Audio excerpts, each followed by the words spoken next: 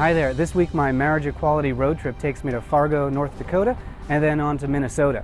We have major news from the 6th Circuit with a court date in several states, and we have a strong showing in a case in Colorado.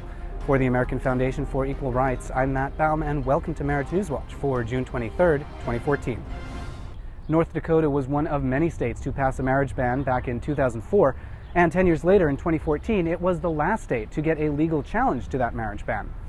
That case is now working its way through federal court, but in the meantime, public support for the freedom to marry has steadily grown. In a 2004 survey, public support for marriage equality was at just 23%. In 2012, that support had nearly doubled to 40%. There's a major court date coming up in several cases.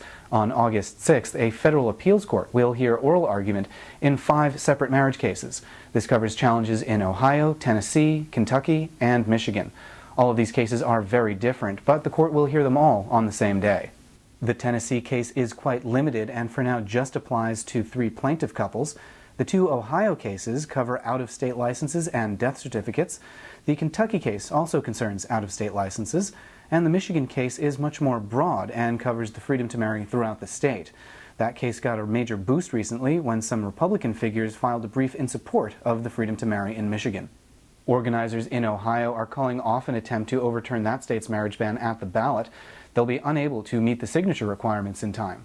This was always a controversial effort, with other Ohio equality groups favoring public education before going back to the ballot.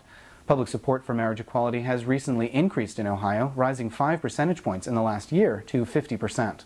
A federal judge heard oral argument in a challenge to Colorado's marriage ban last week.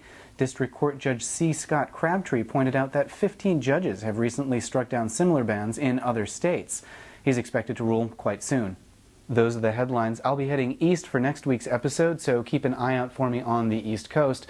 For the American Foundation for Equal Rights, I'm Matt Baum. Thanks for watching. We'll see you next week.